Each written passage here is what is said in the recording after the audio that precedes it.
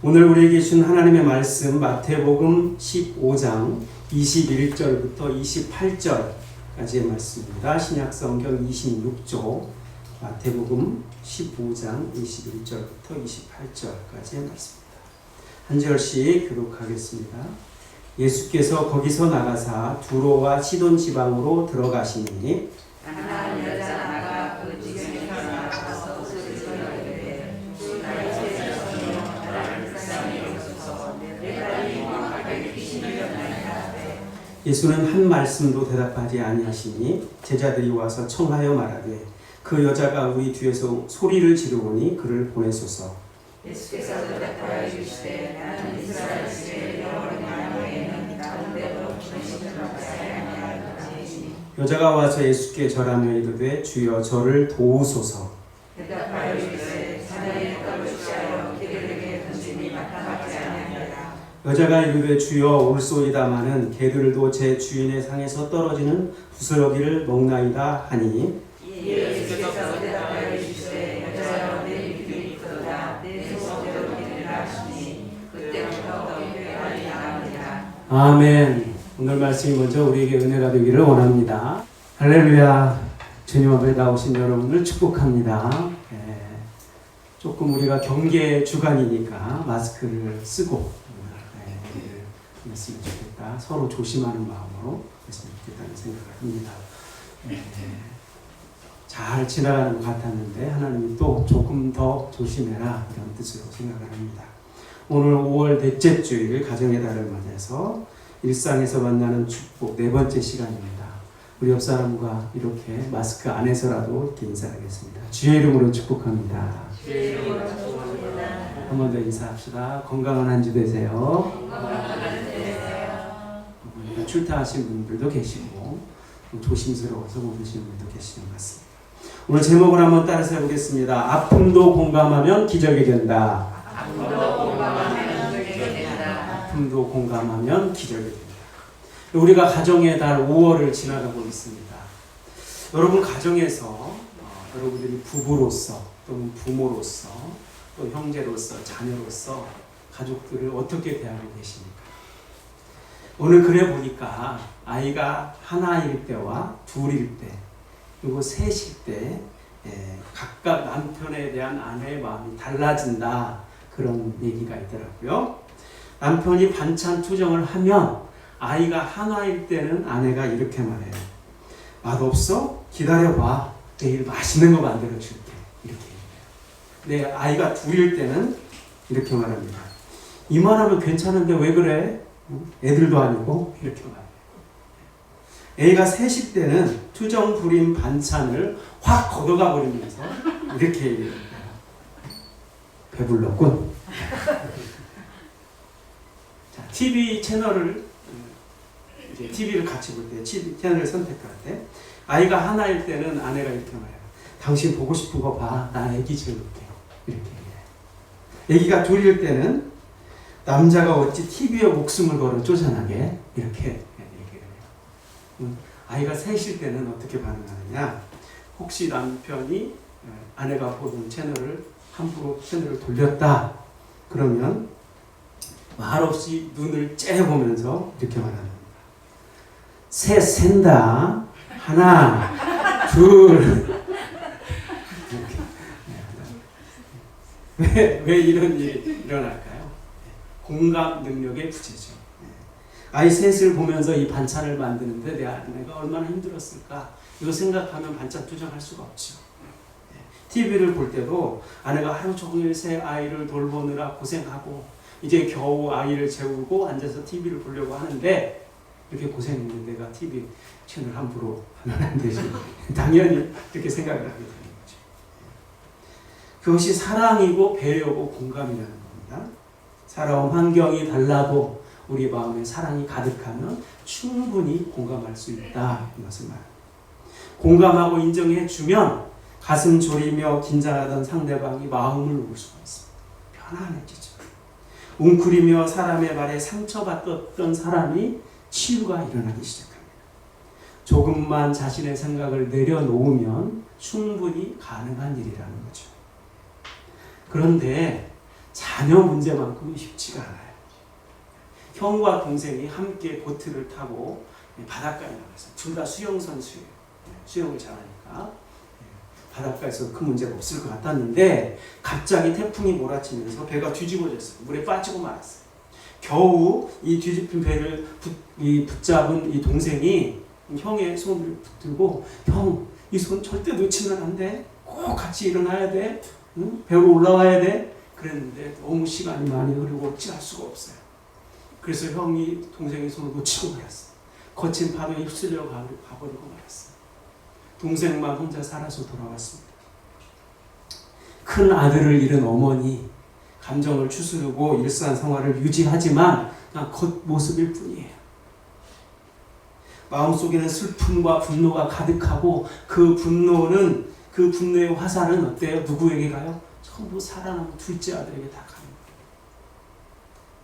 거예요. 상처 주는 말 하지 않아도 이 둘째 아들은 어머니의 표정만 봐도 엄마가 나를 미워하는구나 알 수가 있는 거죠. 어머니의 냉정한 태도에 이 작은 아들은 죄책감에 사로잡히고 결국 정신병원에 입원하고 맙니다. 그렇게 이야기가 시작되는 게 그 유명한 배우 로버트 레드포드가 제작한 보통 사람들이라는 영화예요. 오디너리 피플. 근데 이 영화가 보통 영화가 아니에요. 그 이후에 일어나는 갈등을 극복해가는 과정을 그리는 거죠. 이 영화를 보면 생각하게 됩니다. 가족이라는 게 뭘까? 가족. 우리는 모든 아픔, 비극 이런 것을 극복할 수 있는 힘의 원천이 가족이다라고 생각을 해요. 그런데 심리학자들의 통계에 의하면 비극을 극복하는 가족보다 비극 앞에서 무너지는 가족이 훨씬 더 많다는 거예요. 경제적인 곤란이든지 질병이든지 가족의 죽음이든지 불행이 닥치면 그동안 감춰왔던 갈등들이 한꺼번에 수면 위로 올라오게 된다는 것이죠. 여러분, 10손가락 깨물어서 안 아픈 손가락이 없다 이렇게 말합니다. 하지만 더 아픈 손가락이 있고 덜 아픈 손가락이 있다는 거예요. 자녀가 하나이면 그 하나가 아픈 손가락일 수 있어요. 자녀가 둘이 이상이 되면 그 중에 반드시 한 자녀는 부모에게 부족하고 약한 점이 발견이 돼요. 그때부터 엄마는 신경이 쓰이기 시작합니다. 그게 우리의 어려운 문제죠. 따라서 합시다. 더 아픈 손가락이 있다. 더 아픈 손가락이 있다. 오늘 본문에도 보면 더 아픈 손가락을 가지고 있는 한 어머니가 나와요. 오늘 본문은 예수님이 두로와 시돈 지방으로 가셨다 이렇게 말씀이 시작되죠. 역사적으로 이 두로와 시돈 이방 땅입니다. 그들이 범한 죄 때문에 하나님의 심판이 임했던 곳, 그들을 미워하고 싫어하고 슬퍼하고 저주받은 땅입니다. 온갖 우상 숭배와 죄로 인해서 하나님이 심판하신 땅이에요. 그런데 왜 예수님이 지금 하나님이 저주하신 그 땅에 들어가셨을까? 마가복음 7장에 보면 더 자세한 이야기가 나오는데 거기에 그 두로 땅의 한 집에 들어가셔서 아무도 모르게 예수님이 계셨다라는 이야기가 나와요. 왜 예수님이 한 집에 들어가서 아무도 모르게 하셨을까요?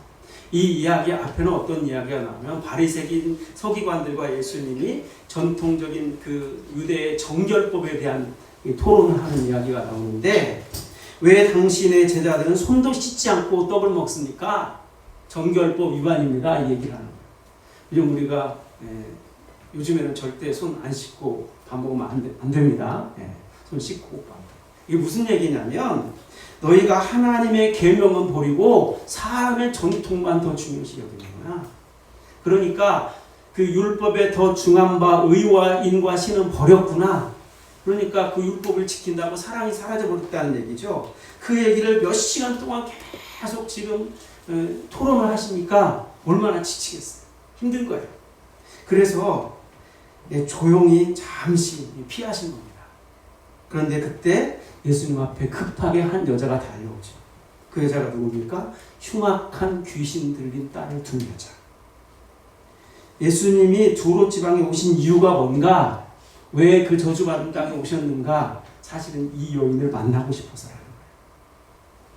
자, 예수님이 지금 어떤 상태입니까? 바리새인 서기관들과 하루 종일 토론하느라고 너무 심신이 지쳐 있어서 좀 쉬려고 하는데 이 여자가 지금 그 예수님의 꿀 같은 휴식 시간을 망쳐버린 거예요. 그런데 왜 예수님은 이 여자의 말하는 것을 끝까지 듣고 계실까? 왜 그래요? 따라서 합시다. 더 아픈 손가락이 있다. 더 아픈 손가락. 여러분 이 여인의 심정이 어땠을까요? 수로보니게 수리아 페니키아 족속 이방인 여자고요. 인종적으로 문화적으로 종교적으로 차별받고 멸시받는 여자. 그것만이 아니죠. 가족의 문제 때문에 가정적인 불행과 슬픔 때문에 절망 중에서 살아가고 있는 여자. 다른 자녀들은 다 잘 자랐는데 이 딸 하나만 흉악한 귀신이 들려서 미쳐버렸어요.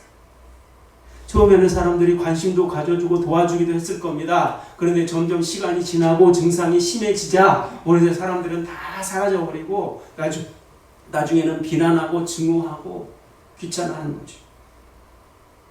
더 이상 누구도 이 여인에게 다가오지 않습니다. 아마 그녀는 자신의 딸보다 더 미친 듯이 이 딸을 살리기 위해서 온 만방으로 뛰어다녔을 겁니다. 귀신을 쫓아내기 위해서 용하다는 의사, 때로는 굿 잘한다는 무당 다 쫓아갔을 거예요. 소용이 없었어요. 그러는 동안 때요 병도 못 고치고 마음도 지치고 가진 돈은 다 탕진하고 이제는 도저히 가망성이 없으니 이제 너 죽고 다 죽자. 이렇게 포기하고 있을 때 그때 이 여인에게 복음이 들어왔어요. 예수라는 분이 이 두루 지방에 오셨다. 오실 수 없는 분이 오셨다. 누구든지 그분에게 나가면 문제가 해결된단다. 지금까지 수많은 귀신 들린 사람들이 다 고침받았단다. 그러니까 어때요? 이 여인이 가슴이 뛰기 시작하는 거예요. 언제 다시 오실지 모르는 예수님을 만날 수 있는 기회를 잡아야지. 밤새 잠을 잘 수 없었어요. 아침 일찍 일어나서 이 예수님에게 달려가는 겁니다. 자, 이 여인에게 예수님은 마지막 희망이었어요. 누구 때문에 그렇습니까? 더 아픈 손가락이 있어요. 그런데 22절에 보면 이해가 잘 안 되는 말이 나와요. 같이 한번 볼까요? 시작. 주 다윗의 자손이여 나를 불쌍히 여기소서. 내 딸이 흉악하게 귀신 들렸나이다. 아멘. 하되 자, 한번 생각해 보세요. 누가 귀신이 들렸죠? 딸이 귀신이 들렸어요. 그러니까 예수님 앞에 나와서 이 여인이 뭐라고 말하는 게 맞아요? 내 딸을 불쌍히 여겨 주소가 맞을까요? 나를 불쌍히 여겨 주소가 맞을까요? 내 딸을 불쌍히 여겨 주소서가 맞죠. 근데 왜 이 여인은 나를 불쌍히 여겨달라고 했을까? 여기에 포인트가 있어요. 지금 이 귀신 들린 딸은 여기 오지도 않았어요. 어디 가서 지금 천방지축 뛰어다니면서 무슨 문제를 일으키고 있는지 몰라요.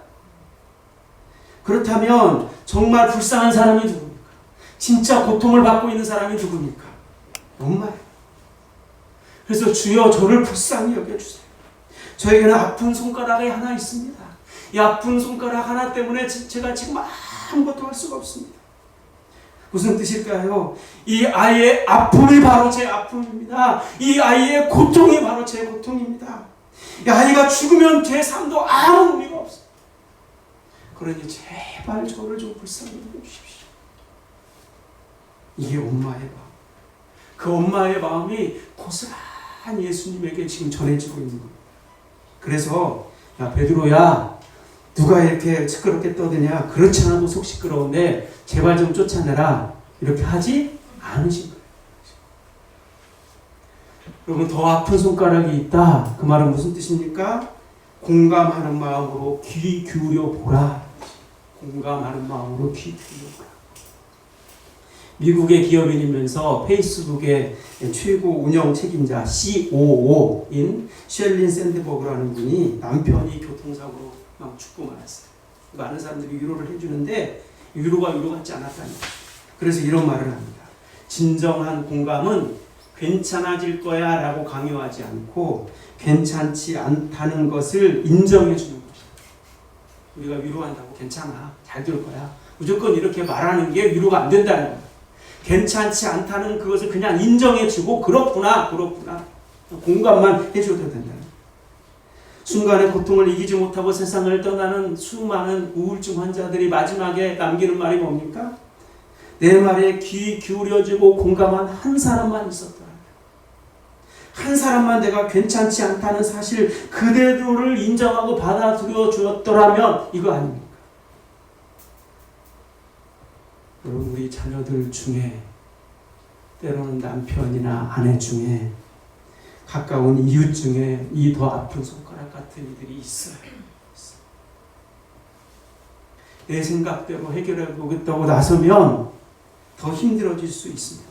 그때는 뭐 하면 됩니까? 그냥 그렇구나. 공감해 주면 됩니다. 그때 기적이 일어납니다. 따라서 하겠습니다. 아픔도 공감하면 기적이 된다. 아픔도 공감하면 기적이 된다.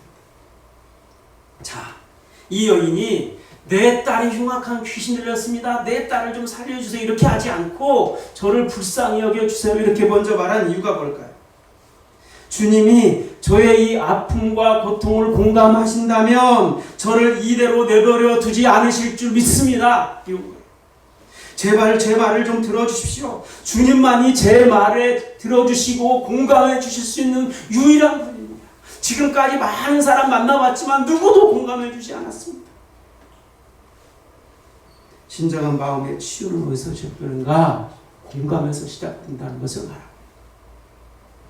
자, 공감을 영어로 뭐라고 하죠? 임패시.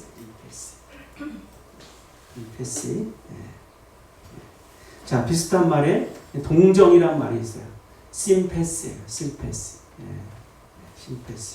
자, 비슷한 말인데 조금 달라요. 동정이란 말은 심, 여기 함께라는 뜻인데 이건 위에서 아래로라는 뜻이 함께 들어있어요.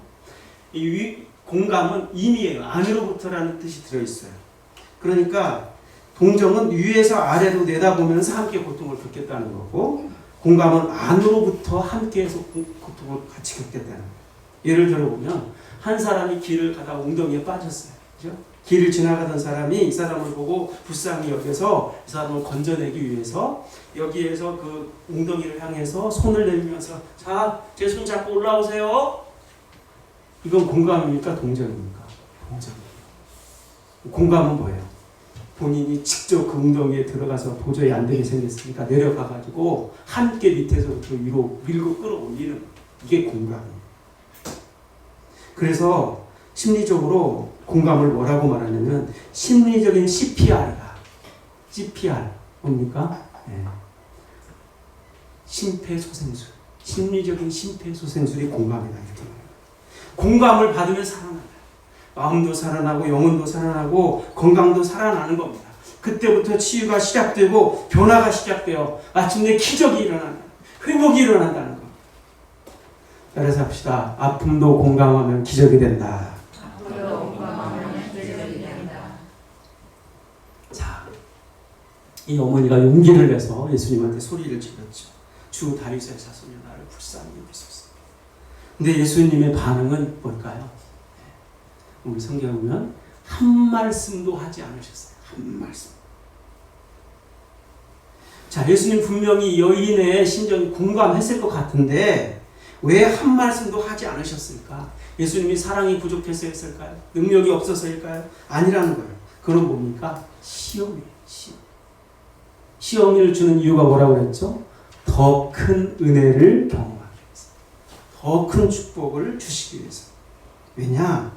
이 여인의 이 공감이 진짜 믿음인가라는 걸 보고 싶었던 거예요. 공감은 진짜 공감이라면 반드시 믿음으로 자라게 되기 때문입니다. 따라서 합시다. 공감이 자라서 믿음이 되게 하라. 정신과 의사인 정혜신 씨가 쓴 당신이 옳다라는 책이 있어요. 당신이 옳다라는 심리학, 적정 심리학이에요. 마음의 허기를 스스로 치유할 수 있는 집밥 같은 심리학이다. 이렇게 얘기를 하는데 여기에 보면 이 공감으로 가는 길목에 허들이 있다, 장애물이 있다라고 얘기해요. 공감을 하고 싶은데 장애물들이 있어요. 예를 들면 가족이나 타인의 뭘 이해하지 못하는 거, 무관심, 비난, 때로는 거대한 벽 같은 사회 구조, 이런 것들이 장애물이 될 수 있다. 그런데 이 공감을 방해하는 이 장애물들이 나타나면 어떻게 되느냐? 싸워서 이겨야 된다. 넘어서야 된다. 그렇게 허들을 넘어설 수 있어야 홀가분하게 자유를 공감하고 자유를 얻을 수 있다라고 말합니다. 그래서 공감이 자라면 뭐가 되느냐? 믿음이 되는 거예요. 자, 그렇다면 상대방을 이해하고 마음을 내어주는 이 공감이라는 작은 씨앗이 자라서 믿음이라는 큰 나무를 자라기 위해서 어떤 장애물들이 있는가? 어떤 장애물을 넘어야 하는가? 오늘 본문을 보면 크게 세 가지 정도가 나와요. 첫 번째는 뭐냐면 냉대. 자, 이 여인이 불쌍히 여기달라고 했을 때 예수님이 돌아서면서 그래도 무슨 문제 있니? 이렇게 말 한마디 해주셨으면 얼마나 좋았을까요? 그죠? 근데 어때요? 말 한 말씀 하지 않았다. 참기 어렵죠. 시험이죠. 우리가 어떤 문제를 가지고 간절히 매달려 기도했는데 하나님이 침묵하셔. 아예 응답이 없어요. 쳐다보지도 않는 것 같아요. 그때 우리는 어때요? 아, 여기까지는. 아, 하나님이 안 들어주는구나. 끝났구나. 거기서 포기해버리면 아무것도 얻을 수 없다는 겁니다. 만약 이 여인의 자존심이 너무 세서 예수님이 침묵하실 때 내가 누군 줄 알아? 여기만 길이 있는 줄 알아? 기분 나쁘네? 하면서 돌아가 버리면 절대 기적이 일어나지 않아요. 마가복음 7장에 보면 이 여인은 헬라인이었다. 무슨 말이냐면 이 그리스 시민권을 가진 엘리트였다라는 뜻이에요. 그러니까 이 여인은 얼마든지 기분 나빠서 갈 수 있는 사람이에요. 그런데 자신의 인생을 바꾸어줄 인생의 참 주인이신 그 주님 앞에서 이 여인에게 교양, 체면, 자존심 이런 거는 아무 의미가 없다는 거예요. 자존심이 땅바닥에 떨어져 산산조각 난다 하더라도 내 딸을 고칠 수 있다면, 주님의 은혜를 경험할 수 있다면 나는 그럴 수 있어. 이게 이 여인의 자세라는 거예요. 넘어갔어요. 냉대를 넘어갔죠. 두 번째는 무시입니다. 한참을 침묵하시던 예수님이 드디어 한마디 던지시는데 뭐라고 얘기하냐면 같이 읽어볼까요? 나는 이스라엘 집에 잃어버린 양 외에는 다른 데로 보내심을 받지 아니하였노라 하시니, 나는 누구한테 보냄받았다? 이스라엘 집에 어린 양이 보냄받았다. 무슨 얘기예요? 너는 우리와는 종류가 달라. 우리는 유대인이고 너는 이방인이야. 내 기적은 유대인들에게만 베풀어지는 거야. 너는 애초부터 축복권 밖에 있는 존재야. 어디를 함부로 넘보니? 이런 뜻이에요. 자, 여러분, 냉대에 이어서 무시죠. 근데 이 여인이 그 무시를 무시해버리고 예수님 앞에 다시 엎드려요. 이제는 무릎을 꿇고 주님의 이 뭡니까? 옷자락을 붙잡으면서 주여 도와주세요. 여러분, 이게 굉장한 일이죠. 어지간한 믿음이 아니면 안 되는 거죠.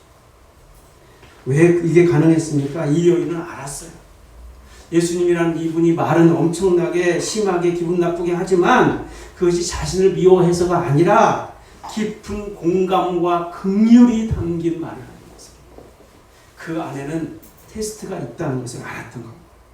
자, 이 무시를 넘어갔어요. 마지막 하나의 장애물이 남았죠. 그 뭐냐면 상처입니다. 무릎 아래까지 엎드려서 도와달라고 매달리는데 예수님의 말씀이 마지막으로 치명적인 말씀을 하시죠. 같이 볼까요?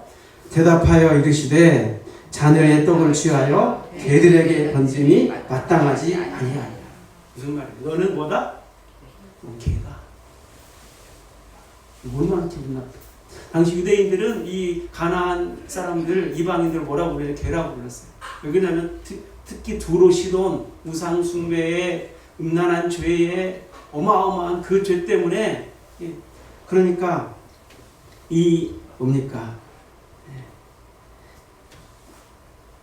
뱉은 것을, 토했던 것을 다시 먹을 정도로 더러운 생활을 하는 인간들, 이런 말이에요. 그러니까 개라고 얘기한 거죠. 여러분, 이 여인이 그 순간 무슨 생각을 했을까요? 아, 예수님도 똑같네. 예수님도 유대인 맞네. 그래서 나를 멸시하는 거지. 이렇게 생각했다면 못 이기는 거죠. 그런데 이 여인은 그 상처까지도 극복을 해냅니다. 예수님만이 자신의 딸을 살려줄 구세주라고 믿으니 어떤 상처도 상처가 되지 않는 거예요. 그래서 이렇게 대답합니다. 주여 옳습니다. 그러나 개들도 주인의 상에서 떨어지는 부스러기를 먹습니다. 부스러기 은혜라도 제게 주시면 제 딸이 나올 수 있겠어요. 이 대답에 예수님이 감동받으신 거예요. 야, 이 사람은 보통 믿음이 아니고 자녀에 대한 공감, 자녀에 대한 사랑이 결국 내 딸을 살릴 수 있다는 믿음으로 성장한 것입니다. 이게 너무도 기쁜 거예요. 그래서 기적이 일어났어요. 기적. 그래서 합시다. 공감이 자라서 믿음이 되게 하라. 공감이 자라서 믿음이 되게 하라. 공감이 자라서. 예수님 뭐라고 칭찬하십니까? 28절 같이 봅니다. 이에 예수께서 대답하여 이르시되 여자여 내 믿음이 크도다. 내 소원대로 되리라 하시니 그때부터 그의 딸이 나으니라. 아멘. 여자여 내 믿음이 크도다. 이 크도다는 너 믿음 크구나 이런 정도의 이 크기가 아니에요. 원래 이 말의 원어를 쭉 따라가 보면 무슨 말이 나냐면 메가톤이라는 말이 나요. 메가톤급 폭발력 이런 말 들어보셨죠? 어마어마한 상상할 수 없는 엄청난 영향력을 말해요. 그러니까 앞으로도 너는 전혀 흔들리지 않을 굳건한 믿음을 가지고 있구나. 너에게는 무슨 일을 맡겨도 잘 해낼 수 있는 믿음이 너에게 있구나. 네 소원이라면 내가 어떤 것인지 다 들어줘도 너는 교만하지 않겠구나. 그럼 이런 믿음을 인정합니다. 하나님 우리를 보시면서 네가 소원을 말하기만 내 소원을 내가 다 들어줄 것이다. 너는 그래도 교만하지 않아. 너는 주님을 위해서 얼마든지 잘 일할 수 있는 훌륭한 믿음을 가진 사람이다. 할렐루야. 이런 인정을 받으시기를 주님의 이름으로 축원합니다. 그걸 말하는 거예요. 그런 인정을 받으니 그러면 내 소원대로 되어라. 그 시간에 바로 그때에 지금 어디서 지금 헤매고 있는지 모르는 그 귀신 들린 그 딸이 깨끗이 치료받은 줄 믿습니다. 원격 기적. 얼마나 놀라운 기적입니까? 여러분 이 여인의 믿음이 어디서 시작됐습니까? 아픔과 고통 중에 있는 딸에 대한 공감에서부터 시작됐어요. 귀신 들려서 날뛰는 그 정신병자로 딸을 보지 않았어요. 너무도 사랑스러운 자신의 딸로 본 겁니다. 지금은 저렇게 귀신 들려서 고생하고 있지만 저 안에는 아름다운 하나님의 형상이 있지. 저 귀신만 나가면 정말 예쁘고 귀한 딸이지. 겉모습만 본 것이 아니라 그 딸의 아름다운 내면을 보고 그래서 실망을 하지 않았습니다. 희망을 버리지 않았습니다. 반드시 이 귀신이 나가고 정신이 깨끗해져서 하나님의 자녀답게 살 것을 믿었던 거예요. 그 믿음이 딸을 살렸습니다. 그 믿음으로 딸이 구원받았어요. 여기 엄청난 교훈이 있어요. 구원은, 그래서 합시다. 구원은 오직 믿음으로 받는다. 오직 믿음으로 구원을 받아요.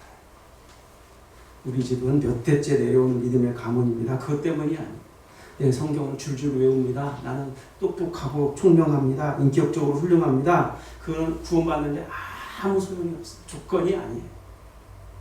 하나님은 그 사람의 과거를 묻지 않습니다. 현재의 모습을 보지 않습니다. 오직 나를 믿느냐 이것을 물으셔요. 오직 믿음으로만 구원을 받습니다. 예수님이 나를 저로부터 구원하시기 위해서 십자가에 못 박혀 죽으시고 부활하셨다는 것을 믿으면 구원을 받아요. 차별이 없다는 겁니다.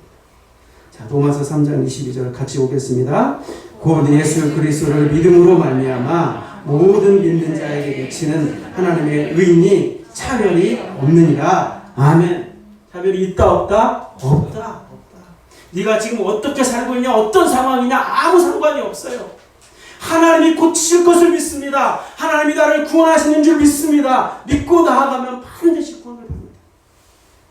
하나님이 우리를 차별하시지 않는데 누가 우리를 차별할 수 있겠습니까?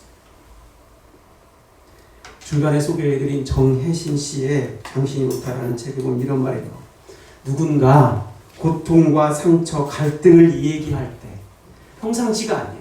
고통과 상처와 갈등을 얘기할 때는 충조평판을 해서는 안 됩니다. 충조평판 들어보셨어요? 충조평판.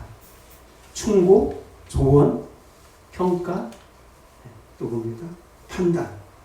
이걸 하면 안 된다는 거예요. 그래야 비로소 대화가 시작됩니다. 충조평판은 고통에 빠진 사람의 상황에서 고통은 제거하고 상황만 인식할 때 나오는 것이다. 고통의 상황에서 고통을 제거하면 그 상황에 대한 팩트 대부분이 유실된다. 그건 이미 팩트가 아니다. 그 다음에 더 재밌어요. 모르고 하는 말이 도움이 될 리 없다. 알지 못하는 사람이 안다고 확신하면서 기어이 던진 말은 비수일 뿐이다. 알지도 못하면서 자기가 아는 것처럼 기어이 한마디 해요. 그럼 그게 위로나 공감이나 격려가 되는 게 아니라 뭐가 돼요? 비수가 되어버리잖아요. 가정에서도 마찬가지입니다. 충조평판보다 그냥 있는 그대로를 인정해 주는 게 더 중요해요. 왜냐?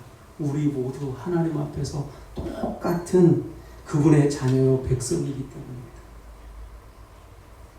우리 가정으로 돌아가 보십시오.